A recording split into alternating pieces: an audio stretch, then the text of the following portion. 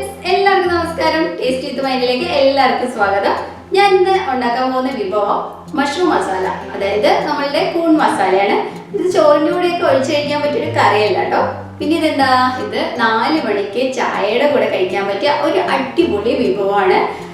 അതായത് തട്ടുകട വിഭവമാണ്. പക്ഷെ നമ്മുടെ നാട്ടിലുള്ള തട്ടുകടയിലൊന്നും ഞാൻ ഈ സംഭവം കണ്ടിട്ടില്ല, കഴിച്ചിട്ടില്ല. പക്ഷെ പുറത്ത് പോയാൽ, അതായത് നമ്മുടെ തമിഴ്നാട്ടിലും അതുപോലെ കർണാടകത്തിലും ആന്ധ്രയിലൊക്കെ പോയി കഴിഞ്ഞാൽ അവിടുത്തെ തട്ടുകടകളിലൊക്കെ 4 മണി സമയത്ത് ഉണ്ടാക്കുന്ന ഒരു അടിപൊളി വിഭവമാണ്. അപ്പോൾ ഇതെങ്ങനെയാണ് ഉണ്ടാക്കുന്നതെന്ന് നമുക്ക് നോക്കാം.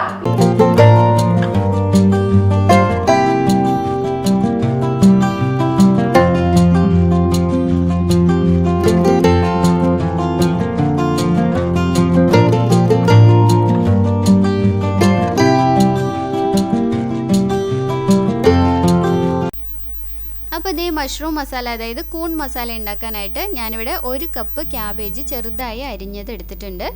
ഇനി നമുക്ക് 1 കപ്പ് കൂൺ വേണം. അതും 250 ml കപ്പിനാണ് കേട്ടോ. അതുപോലെ തന്നെ നമുക്ക് 1 കപ്പ് മൈദാമാവ് കൂടെ വേണം. ഇനി നമുക്കിതിലോട്ട് 1/4 കപ്പ് കോൺഫ്ലവർ ചേർത്ത് കൊടുക്കാം. 1 table spoon Kashmiri chilli powder, 1 teaspoon garam masala, ആവശ്യത്തിനുള്ള ഉപ്പ്, ഇത്രയും ചേർത്തിട്ട് നമുക്കിത് നന്നായിട്ടൊന്ന് കുഴച്ചെടുക്കണം. അപ്പോൾ ഇങ്ങനെ കുഴയ്ക്കുന്ന സമയത്ത് നമ്മൾ ഈ കൂണും ക്യാബേജും ഒക്കെ കഴുകിയിട്ടായിരിക്കുമല്ലോ ഇതിനകത്തോട്ട് ചേർത്ത് കൊടുത്തിട്ടുണ്ടാവുക. അപ്പോൾ അതിനകത്ത് കുറച്ച് വെള്ളം കാണും. ആ വെള്ളം ഉണ്ടെങ്കിൽ അതിനകത്ത് നമുക്കിതെല്ലാം കൂടെ കുഴച്ചെടുക്കാം. ഇനി ഈ വെള്ളം പോരാന്നുണ്ടെങ്കിൽ നമുക്ക് ഒരല്പം വെള്ളം ഒഴിച്ചിട്ട് കുഴച്ചെടുക്കാം കേട്ടോ. അപ്പോൾ ഒരുപാട് വെള്ളം ആവരുത്, ആവശ്യത്തിനുള്ള വെള്ളം മാത്രം ഒഴിച്ചാൽ മതി. അപ്പോൾ ഇത് ഞാനൊരല്പം വെള്ളം ഒഴിച്ചിട്ടുണ്ട്. അപ്പോൾ നമുക്ക് നന്നായിട്ട് കുഴച്ചെടുക്കാം. ഈ സംഭവം നമ്മുടെ നാട്ടിൽ വലുതായിട്ട് കിട്ടുമോയെന്നുള്ളത് എനിക്കറിയില്ല, ഞാൻ കഴിച്ചിട്ടില്ല. പക്ഷേ കോയമ്പത്തൂർ പോയി കഴിഞ്ഞാൽ അവിടുത്തെ എല്ലാ സ്ട്രീറ്റുകളിലും ഇതുപോലെ വൈകുന്നേരം 4 മണിയാവുന്ന സമയത്ത് ഈ കാളാൻ എന്ന് പറഞ്ഞുകൊണ്ട് അവിടുത്തെ എല്ലാ തട്ടുകടകളിലും കൊടുക്കുന്ന ഒരു സംഭവമായിട്ടത്. ഭയങ്കര ടേസ്റ്റാണ്, എനിക്ക് ഭയങ്കര ഇഷ്ടമുള്ളൊരു സംഭവമാണ്. അപ്പോൾ ഇതേ ഞാനിത് ഒന്ന് പൊരിച്ചെടുക്കാനായിട്ട് ഞാനൊരല്പം എണ്ണ വെച്ചിട്ടുണ്ടായിരുന്നു. അതിലോട്ട് നമുക്ക് ഇതുപോലെ കുറച്ച് ഒരു അല്പമായിട്ട് ഇത് കുഴച്ച് വെച്ചിട്ടുണ്ടായിരുന്നല്ലോ, ആ ബാറ്റർ ഇതിനകത്തോട്ട് ഇട്ട് കൊടുക്കാം. ഒരുപാട് കട്ടിയായിട്ട് ഇടരുത്, മൊത്തത്തിൽ അങ്ങോട്ട് ഇട്ട് കഴിഞ്ഞാൽ ഒന്നും പെട്ടെന്ന് അങ്ങോട്ട് വെന്ത് കിട്ടില്ല. അപ്പോൾ അത് കാരണം നമുക്ക് കുറച്ചായിട്ട് ഇതുപോലെ ഇട്ട് കൊടുത്താൽ മതി കേട്ടോ. അപ്പോൾ ഇതൊന്ന് തിരിച്ച് മറിച്ചൊക്കെ ഇട്ടിട്ട് നന്നായിട്ടൊന്ന് മൊരിച്ചെടുക്കണം. അപ്പോൾ ഞാൻ പറഞ്ഞു വന്നത് എന്താണെന്ന് ചോദിച്ചാൽ, കോയമ്പത്തൂരിലുള്ള ആ സ്ട്രീറ്റുകളിൽ അവിടെ പോയി കഴിഞ്ഞിട്ടുണ്ടെന്ന് വെച്ചാൽ 4 മണിക്ക് ഈ ചായയും ഈ സംഭവം കൂടെ കഴിക്കുന്ന ഒരു ഭയങ്കര ഒരു സംഭവം അവിടെ. അപ്പോൾ ഞാൻ നേരത്തെ ഹോസ്പിറ്റലിലായിരുന്നു വർക്ക് ചെയ്തുകൊണ്ടിരുന്നത്. അപ്പോൾ 6 മണിയാകുമ്പോൾ ഞങ്ങളുടെ ഹോസ്പിറ്റലിന് മുന്നിൽ ഒരു ഇങ്ങനെ ഉന്തുവണ്ടിയിൽ വരുന്ന ഒരു ചേട്ടനാണ് ഈ സംഭവം കൊണ്ടുവരാറ് കേട്ടോ. അതൊരു ചെറിയ പ്ലേറ്റൊക്കെ വെച്ചിട്ട് അതിനകത്ത് ഇങ്ങനെ വാഴയിലയൊക്കെ വാട്ടി വെച്ചിട്ട് ഈ സംഭവമൊക്കെ ഇങ്ങനെ ഇട്ടിട്ട് ഇങ്ങനെ ഒരു കുഞ്ഞു സ്പൂണും വെച്ചിട്ട് തരും. 6 മണിക്ക് പുള്ളി അവിടെ വന്ന് നിന്നിട്ട് 7-7:30 ആകുമ്പോഴേ അവിടെ നിന്ന് പോവുള്ളൂ. അപ്പോഴത്തേക്കും പുള്ളിക്ക് എല്ലാ സംഭവവും കച്ചവടമായിട്ടുണ്ടാവും. കാരണം ഞങ്ങളുടെ ഹോസ്പിറ്റലിൽ ഒരാൾ ഇത് കഴിക്കാതിരിക്കില്ല, എല്ലാവരും വാങ്ങിച്ച് കഴിക്കും. അതിന് വേണ്ടിയിട്ടാണ് പുള്ളി ഞങ്ങളുടെ ഹോസ്പിറ്റലിന് മുന്നിൽ തന്നെ വന്ന് നിൽക്കുകയും ചെയ്യും. അത്രയ്ക്ക് ടേസ്റ്റുള്ളൊരു സംഭവം കേട്ടോ, ഒന്ന് ചെയ്ത് നോക്കണേ. അപ്പോൾ അതേ നമുക്കിത് നന്നായിട്ട് ഇങ്ങനെ ഒന്ന് വറുത്ത് കോരിയെടുക്കാം. ഇതേ നമ്മൾ വറുത്ത് കോരി വെച്ചിട്ടുള്ള സംഭവം നമുക്ക് ചെറിയ കഷ്ണങ്ങളായിട്ട് ഇതുപോലെ ഒന്ന് മുറിച്ചിട്ട് കൊടുക്കാം. വലുതായിട്ട് തന്നെ കിടന്നു കഴിയുമ്പോൾ അതിൻ്റെ യഥാർത്ഥ ടേസ്റ്റ് അങ്ങോട്ട് വരില്ല. അപ്പോൾ നമുക്ക് ചെറുതായിട്ട് ഇങ്ങനെ മുറിച്ചിട്ട് കൊടുക്കാം. ഇനി നമുക്കിതിന് വേണ്ടിയിട്ടുള്ള മസാല ഉണ്ടാക്കിയെടുക്കാം.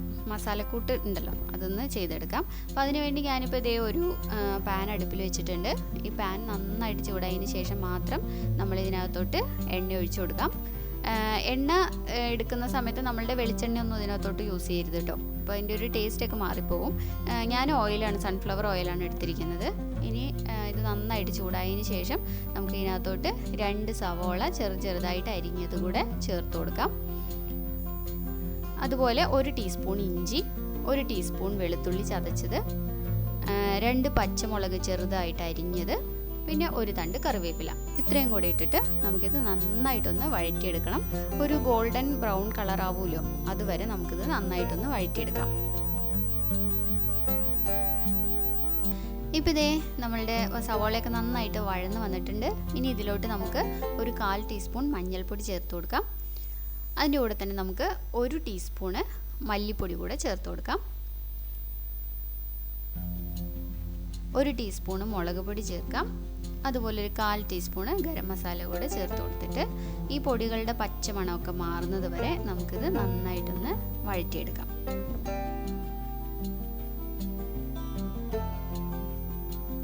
ഇപ്പോൾ ഇതേ പൊടികളുടെ പച്ചമണമൊക്കെ മാറി നന്നായിട്ട് വഴന്ന് വന്നിട്ടുണ്ട്. അപ്പോൾ ഇതിനകത്തോട്ട് നമുക്ക് ആവശ്യത്തിനുള്ള ഉപ്പ് കൂടെ ചേർത്ത് കൊടുക്കാം. ഇനി നമ്മൾ ചേർക്കാൻ പോകുന്നത് തക്കാളിയാണ്. അപ്പോൾ ഇതിന് പകരം കടയിലൊക്കെ പോയി കഴിഞ്ഞാൽ അവിടെ സോസാണ് കേട്ടോ ചേർക്കുന്നത്, തക്കാളി സോസൊക്കെയാണ് ചേർക്കുന്നത്. അപ്പോൾ നമ്മൾ വീട്ടിലായതുകൊണ്ട് തന്നെ അധികം പഴുക്കാത്ത തക്കാളി 2 എണ്ണം അരച്ചെടുത്തിരിക്കുകയാണ്. അത് നമ്മളിപ്പോൾ ഇതിനകത്തോട്ട് ചേർത്ത് കൊടുക്കുകയാണ്. ഇനി ഈ തക്കാളിയുടെ പച്ചമണമൊക്കെ മാറുന്നത് വരെ നന്നായിട്ടൊന്ന് വഴറ്റിയെടുക്കണം. അപ്പോൾ നിങ്ങൾക്ക് സോസ് താല്പര്യം ഉണ്ടെന്നുണ്ടെങ്കിൽ സോസ് ഒഴിച്ചോളൂ കേട്ടോ, ഹോട്ട് സോസും പിന്നെ അതുപോലെ തന്നെ കുറച്ച് തക്കാളി സോസും ഒഴിച്ചു കൊടുത്താൽ മതി. ഇപ്പോൾ ദേ നമ്മളുടെ മസാല ഏകദേശം എല്ലാം റെഡി ആയിട്ടിരിപ്പുണ്ട്. ഇനി നമ്മൾ ഇതിനകത്തോട്ട് ചേർക്കാൻ പോകുന്നത് കോൺഫ്ലവറാണ്.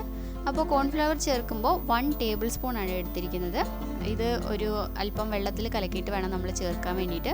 അപ്പോൾ അതിന് വേണ്ടിയിട്ട് ഞാൻ 1 കപ്പ് വെള്ളം എടുത്തിട്ടുണ്ട്. അപ്പോൾ ഈ 1 കപ്പ് വെള്ളം ഇതിനകത്തോട്ട് ഒഴിച്ചു കൊടുത്തിട്ട് ഇതിൻ്റെ കട്ടകളൊക്കെ ഉണ്ടാവുമല്ലോ, അപ്പോൾ ആ കട്ടകളൊക്കെ നന്നായിട്ടൊന്ന് ഉടച്ചു കൊടുക്കണം. അപ്പോൾ ഇതുപോലൊന്ന് ഉടച്ചു കൊടുത്തതിന് ശേഷം നമുക്കിത് ഈ മസാലയിലോട്ട് ചേർത്ത് കൊടുക്കാം. അപ്പോൾ ഇങ്ങനെ ചേർത്ത് കൊടുക്കുന്ന സമയത്ത് ഈ ഗ്രേവി കുറച്ചുകൂടെ ഒന്ന് തിക്കായിട്ട് മാറാൻ വേണ്ടിയിട്ടാണ് കേട്ടോ ഇങ്ങനെ ചേർത്ത് കൊടുക്കുന്നത്. അതുപോലെ ഇത് ചേർത്ത ഉടനെ തന്നെ നന്നായിട്ടൊന്ന് ഇളക്കിയെടുക്കണം.